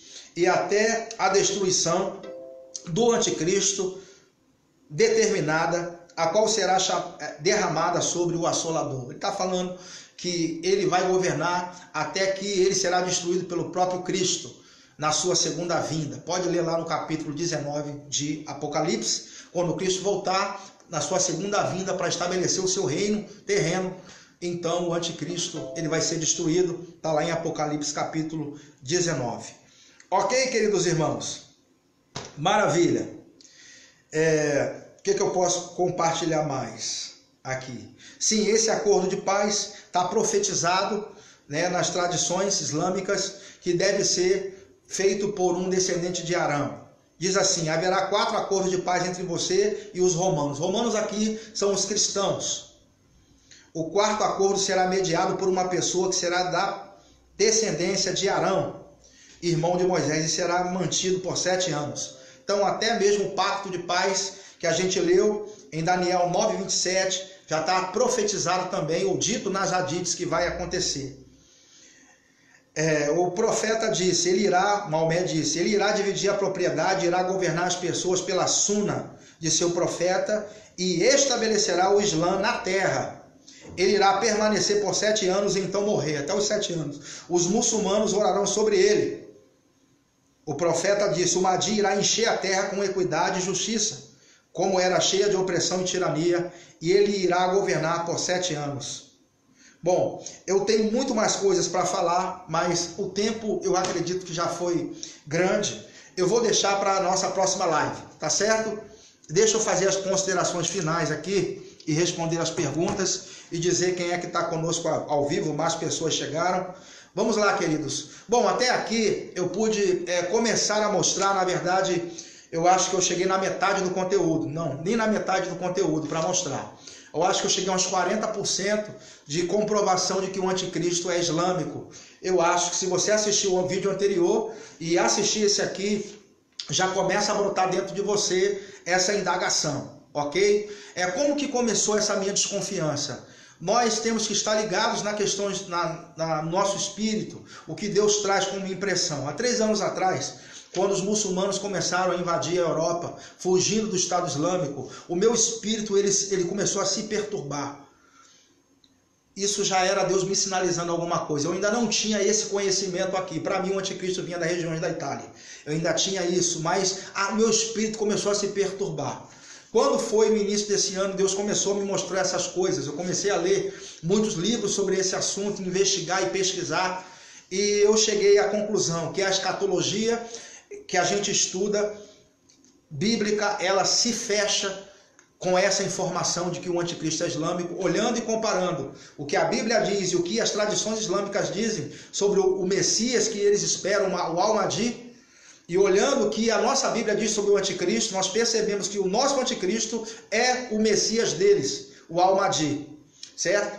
E eles também vão ter, isso eu não tenho dúvida, de tudo aquilo que a gente expôs, a religião que mata por decapitação, a questão de negar a Trindade, tudo aquilo que a gente trouxe aqui já é começando a acender a luz. Mas na próxima semana, ou a gente vai marcar aqui, não sei o dia certo, a gente vai estar mostrando para vocês o restante, porque eles têm também um falso profeta. Eles têm também um falso profeta. Existem outras particularidades acerca da questão do islamismo que a gente vai estar mostrando aqui a partir. Também eu quero mostrar e para os irmãos, eu acredito que vai ser o suficiente para acabar, pelo menos diante de uma certa coerência, com a interpretação de que o anticristo ele vem da Itália. A partir da próxima exposição nossa aqui, você vai ter a certeza de que ele não vem de lá e que ele vem do mundo árabe. Ok, queridos? Bom, eu acredito que eu tenha falado bastante. Eu tenho aqui algumas pessoas que estão conosco ao vivo. Eu vou estar falando sobre isso, mas eu quero terminar as considerações falando para os irmãos que a gente vai estar marcando essa data para a gente continuar o assunto. E com certeza você vai ser grandemente abençoado. Compartilha esse vídeo aí assim que terminar, para que mais pessoas assistam, com todas as pessoas que você puder. Você compartilha aí, marca as pessoas para que elas possam assistir. Está conosco Gorete Matias, Ivani, glória a Deus, Ivani Martiniano. Bênção, Ivani, tu és uma bênção. Deus fez uma grande obra na tua vida, né, varó? Deus é grande. Sheiliane, Andréa Potência. Ô Andréia, um grande abraço, minha irmã. Você e Marco e sua família são pessoas excepcionais. Amamos vocês demais. Alex Davi, Marcos Moreira. Um grande abraço, Marcos. Alex, um grande abraço. Eduardo Feitosa, Carlos Dornelas, um grande abraço, meu amado irmão. Deus abençoe grandemente sua vida e sua família. Ana Paula, sempre conosco, né, Ana Paula? Deus abençoe você. Obrigado pela ajuda, o caldo ficou bom, hein? Evandro, nosso irmão Evandro, Ana Keila, Maria Santos, Josenildo. Grande abraço, pastor Josenildo. Amo sua vida demais. Muito obrigado aí pela interação e por nos ajudar a estar promovendo, né, esse conteúdo. Daniel Araújo, pastor Daniel, glória a Deus. Ali da Igreja Verbo da Vida, aqui em Nova Parnamirim, Zona Sul. Um grande abraço, soube que a obra lá está indo de vento em popa, e é assim que Deus faz com aqueles que se mostram fiéis. Amém, queridos? Um grande abraço aí, não vou terminar ainda, fique aí ainda, não terminei, vou responder as perguntas agora. Temos aqui algumas perguntas para responder, e logo após eu vou estar fazendo o lançamento, né, do nosso produto. Fique aí, não saia ainda, temos uma grande novidade para anunciar. Bom, deixa eu beber uma água, porque ninguém é de ferro, antes de responder essas perguntas.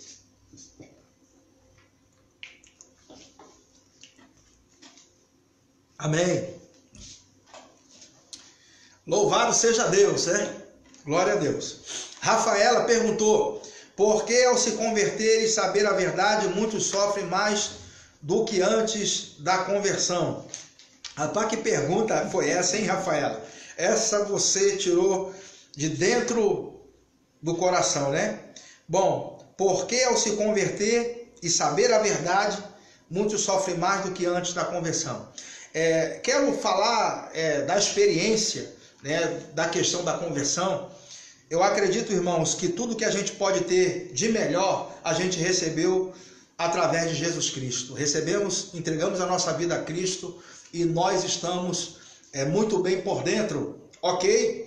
E por estar bem por dentro, não importa o que esteja à nossa volta. Se nós estivermos bebendo da fonte dos rios de água viva, certamente que não vai faltar alegria, não vai faltar paz, porque a vida do crente não está relacionada simplesmente a estar tudo bem para ele estar bem. Na verdade, o crente ele está bem quando ele está bem com Cristo, quando ele está bem por dentro, quando ele está em comunhão com Deus. A comunhão com o Espírito Santo, ela consegue anestesiar o crente para que ele possa enfrentar lutas e tribulações. E crente enfrenta lutas, sim, a Bíblia diz que no mundo tereis aflições, tem de bom ânimo, porque eu venci o mundo. Paulo disse que teve um espinho na carne, estava doendo, ele disse, Deus me livra.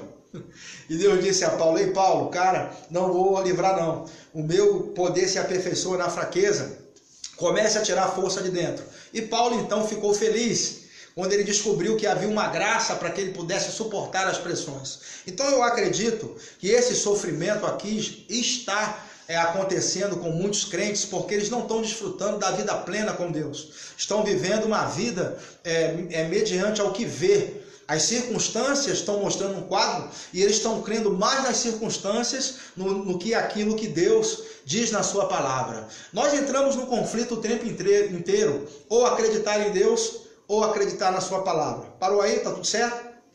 Ou acreditar em Deus ou acreditar na sua palavra. Ou acreditar em Deus ou acreditar no mundo, no que o mundo diz. Até me distrair. Mas o crente tem esse choque. Ou acreditar nas circunstâncias ou acreditar no que Deus diz. Quero lembrar você que fez essa pergunta e os demais irmãos que lá em Números capítulo 13, no episódio de Cades Barneia, quando Moisés envia 12 espias, 2 disseram assim: vamos tomar conta da terra. Estavam animados. Por quê? Estavam conectados.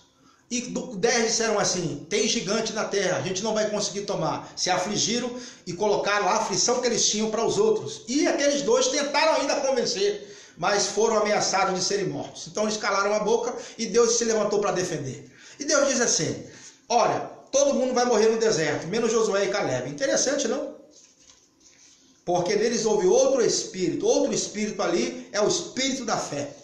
Eles acreditavam que poderiam derrubar os gigantes e vencer. Então, se nós estivermos bem por dentro, entraremos na terra, desfrutaremos das coisas, venceremos as dificuldades.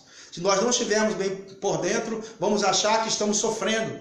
Paulo e Silas no cárcere, o culto estava tão bom que ninguém quis fugir. Glorificavam a Deus e houve um terremoto. Todo mundo quer terremoto, quer ver terremoto, mas será que estamos dispostos a viver como Paulo e Silas viveram? Uma vida conectada com Deus a ponto de estarem no lugar porque Deus o havia mandado para lá. Eles foram impedidos de pregar a palavra na Ásia, chegaram a Filipos, ali expulsaram o demônio de uma menina, por isso foram presos. Poderiam dizer: Deus, Senhor, não pôde nos guardar, apanhamos, estamos presos, Deus é ruim, olhando as circunstâncias. Não foi isso que fizeram, começaram a louvar. E porque a frequência de fé deles estava lá em cima, a situação mudou. A nossa situação começa a mudar se a nossa frequência de fé começar a mudar. Deus, antes de mudar alguma coisa à nossa volta, Ele quer nos mudar por dentro. E Ele quer que a gente confie nele, creia na sua palavra, não creia nas circunstâncias. Eu acredito que eu tenha respondido a sua pergunta. Sheiliane fez uma pergunta também. Quando João fala que a besta sobe do mar, ele quer dizer o quê? Que mar é esse? Rapaz, essa pergunta é muito boa e eu vou ficar animado para poder te responder. A Bíblia diz que a besta sobe do mar. Note-se que no livro de Daniel, no capítulo 7, os animais também subiam do mar. Se você fizer uma associação, os 2 textos são primos, né? São bem parecidos. E mar, sempre que a Bíblia fala de mar, está falando das nações, está falando dos outros países do mundo. Então, a besta sobe do mar porque ela não vem de Israel. Só uma dica aqui, para quem acha que o anticristo é judeu, já está fora, né? Que a besta sobe do mar. E mar são outras nações, são os gentios representados. Ok? A besta não é, o anticristo não vem dos judeus. Mar aí significa os gentios ou as outras nações. Respondido, Sheiliane. João, meu irmão João, vou te responder a pergunta. Estamos assistindo no ponto de pregação. Um grande abraço, meu irmão João, e aos queridos irmãos aí de São José de Mipibu. Tem sido uma bênção estar aí nessa cidade pregando a palavra de Deus. E fico muito feliz de vocês estarem nos acompanhando ao vivo, todos aí no ponto de pregação. Olha que maravilha, tendo uma aula de escatologia. Como Deus é maravilhoso, como Ele é bom. E tá aí, irmão Edson, irmã Marta, irmão Rômulo e esposa, Silvana, Wanda e outros, meus irmãos de São José, um grande abraço. Amo vocês demais. Só vai melhorar. Ranieri Firmino, esse homem só faz pergunta boa. Ranieri Firmino diz: como encaixar a visão do Islã com o João, com todo esse protagonismo na grande tribulação, se o Islã só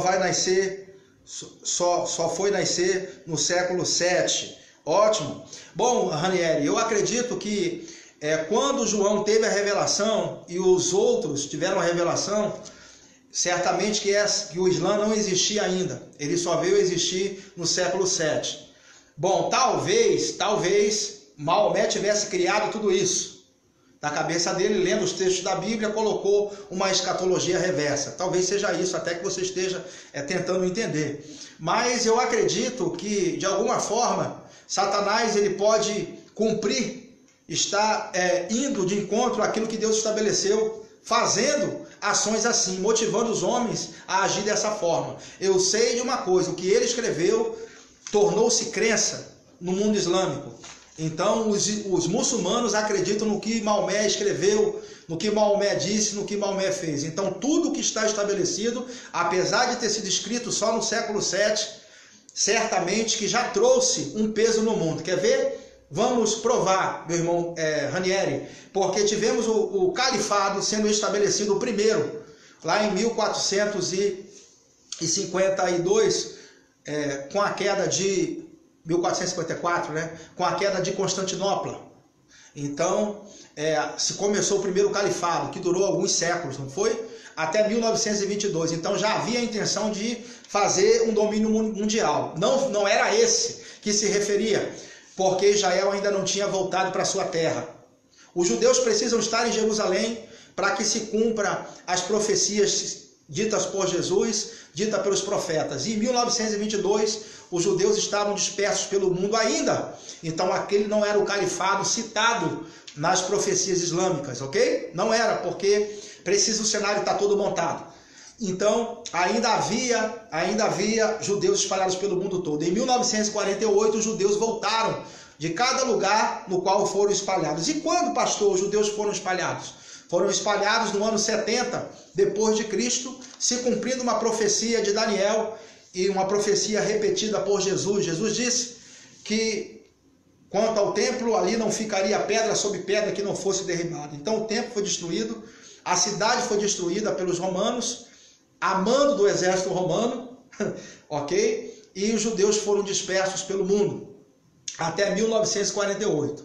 Então, em 1922, Ranieri terminou o califado, ok? 1922. Então não era aquele, porque as condições para a profecia se cumprir na íntegra ainda não tinha se apresentado, que é os judeus estarem na terra. Os judeus já estão na terra, então, desde 1948 eles voltaram.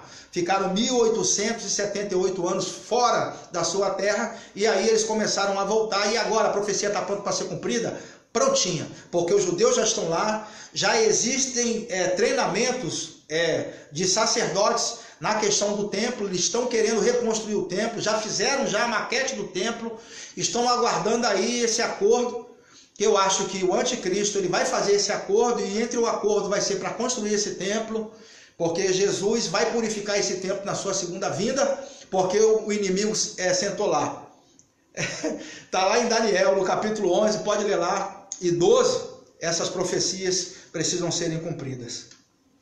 Ok? Eu acredito que eu tenha respondido a todas as perguntas. Tem mais? Bom, acabaram-se as perguntas e eu gostaria aqui de motivar você a nos seguir, né, no Facebook e também lá no nosso canal no YouTube. Nós temos vários vídeos da área de escatologia, inclusive tem 3 vídeos lá, qual é a religião do anticristo, onde eu estou trazendo também algumas coisas que nós trouxemos aqui hoje. É bom você passar lá e assistir 3 vídeos. Bom, queridos, nós durante esse ano, nós ficamos envolvidos com um trabalho árduo de produzir um conteúdo escatológico de qualidade que pudesse atender a necessidade dos irmãos. Nós que somos professores da área de escatologia, sempre esbarramos num problema, porque uma abordagem como essa, que eu nem falei direito, já foi 1 hora, os assuntos eles precisam ser ensinados em sequência para o maior aproveitamento de quem está ouvindo. Não adianta eu trazer aqui um conteúdo de 10, 15 minutos que não vai dar, meia hora não vai dar, 1 hora dá pelo menos para introduzir. Escatologia, você precisa pegar do começo para as pessoas entenderem o raciocínio. Não tem como a gente pegar e trazer um estudo como esse em pouco tempo. Então o problema sempre surge quando a gente viaja dando aula, os alunos sempre falam: pastor, por que o senhor não faz um curso? Por que o senhor não faz o material e grava em estúdio e deixa disponível para a gente? Pastor, por que o senhor não promove isso para nos ajudar? A gente queria tanto. Porque realmente o tempo que a gente tem para ensinar não é muito. Temos um organograma, mas então nós tomamos uma decisão. No início do ano eu clamei a Deus, pedi a Deus uma oportunidade onde eu pudesse ensinar de uma forma mais abrangente, atingir o maior número de pessoas nesse ministério que Ele nos deu de ensino. Então Deus nos mostrou a internet. Nós poderíamos produzir um conteúdo, um curso avançado de escatologia sem limite de tempo. E pastor, sem limite de tempo. O nosso curso avançado de escatologia ficou pronto. Foram vários meses em estúdio gravando e nós temos esse material disponível para você agora. Se você quiser adquirir, ele já está disponível no meu site. Você pode entrar www.pastorantoniolira.com.br. Bota aí no browser do seu navegador www.pastorantoniolira.com.br. Vá até o meu site, ok? Lá existe um menu, logo no começo, curso avançado. Você vai clicar nesse menu, ele vai abrir numa página e lá está o meu curso. Você clica no link, vai assistir um vídeo todinho, onde a gente vai estar explicando, tem tudo sobre o curso, quantos módulos ele tem, quantas horas vai ter de curso. Esse curso ele vai ser distribuído numa plataforma online. Fique tranquilo, uma plataforma bem estável, Hotmart. É uma plataforma fantástica, onde você vai poder assistir todas as aulas, módulo por módulo. O melhor, no conforto da sua casa, sem precisar se deslocar e ir até um lugar. Você vai poder fazer perguntas, porque lá tem um lugar onde você vai corresponder comigo, diretamente comigo. E também vai estar junto com uma comunidade de alunos, onde eles vão estar trocando informação, acrescentando e enriquecendo cada vez mais o teu conhecimento. E eu também vou estar disponível para responder as suas perguntas 24 horas. Você deixou a pergunta lá, assim que eu ver e tiver tempo, eu vou estar respondendo para você. Esse curso está dividido em vários módulos. Até aqui nós temos produzido 19 módulos, mas vai passar de 19, porque existem outros módulos para a gente gravar. Uma coisa interessante é que vai ter diploma ao final do curso. Então você que adquiriu o curso conosco, você vai receber o seu diploma na sua casa. A gente vai enviar para você, na verdade a gente vai enviar e você vai imprimir. Todo ele prontinho, é só imprimir no papel que você desejar. Ok, querido? Então vai ter as perguntas ao final de cada módulo. Eu não quero responder pergunta, eu quero só o curso. Não tem problema nenhum. Você assiste o curso todo e não precisa querer o diploma. Eu quero o diploma, então tem que responder as perguntas, ok? Então a gente vai estar deixando o link aí para você saber mais sobre esse curso. Como é esse curso? Como vai ser? Pronto, você vai assistir na sua casa, online. Os módulos estão todos disponíveis, ok? Para você assistir. E nós vamos estar liberando módulo a módulo, de acordo com o tempo. Porque o nosso objetivo é tornar você um especialista em escatologia. Não tem nenhum curso hoje no nível do que a gente produziu. E pastor, exatamente. Eu pesquisei, procurei, não tem nada parecido com o que a gente tem ensinado aqui, com muita força e muita profundidade. Nós estamos ensinando sem tempo. Quando Deus nos direciona para entrar num assunto, eu entro sem problema nenhum, porque vídeo, eu posso gravar quantos vídeos quiser. O bom desse curso é que você vai poder receber o conteúdo atualizado. Nós temos o conteúdo expansível. O que é isso? Esse curso ele vai sendo acrescentado módulos nele, porque a escatologia, você sabe que a Bíblia, de uma forma geral, é um livro que é uma fonte inesgotável de conhecimento. Começamos aqui, mas daqui a pouco o Senhor revela mais coisas, o conhecimento vai aumentando, é progressivo, e nós vamos estar atualizando o seu curso sempre que chegar algum assunto novo. E como que eu faço para pagar esse curso, para comprar esse curso? Bom, se você for no meu site, www.pastorantoniolira, vai lá em curso avançado, lá tem todas as formas de pagamento, aceitamos todos os cartões de crédito, aceitamos também o pagamento no boleto, no cartão de crédito você vai poder dividir em 10 vezes, 10 vezes, pastor, com juros? Não, sem juros, olha que coisa boa, você vai poder dividir em 10 vezes sem juros. E quanto custa esse curso? Menos de R$1 por dia. Eu não vou dizer o preço não para você ficar curioso e ir lá no site ver, ok? Menos de R$1 por dia, você vai ter acesso a muitas horas de estudo de escatologia, para assistir quantas vezes você quiser. Bom, esse pronunciamento era esse que a gente queria fazer ao final, né, da nossa Masterclass de hoje. Eu estou encerrando aqui a minha transmissão, não tem mais pergunta. Você pode aí também na página, tem um linkzinho aí, nessa página que vai direto para o meu site. Procura aí embaixo, curso avançado de escatologia, tem uma página aí, e lá tem um link da página. Você clica aí e vai direto lá, você pode fazer a sua compra, adquirir o seu curso e começar a aprender ainda hoje. Mas pastor, e essa questão do anticristo vai ter no curso? Vai ter de uma forma mais profunda. Nós aqui estamos só passando por cima.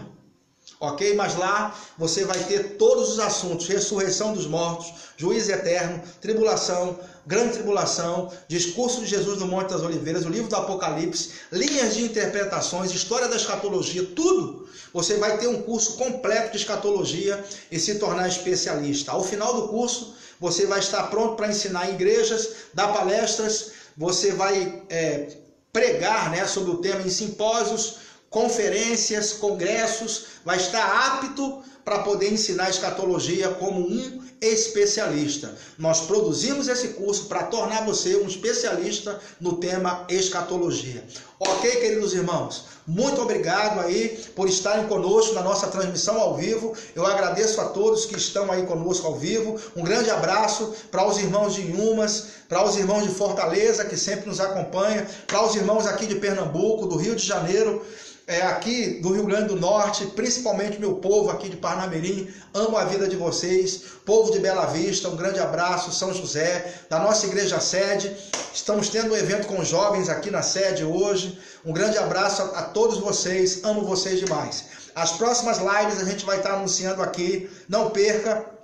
Assim, compartilhe aí, assim que terminar a transmissão, com todas as pessoas que você conhece. Um grande abraço e até a próxima.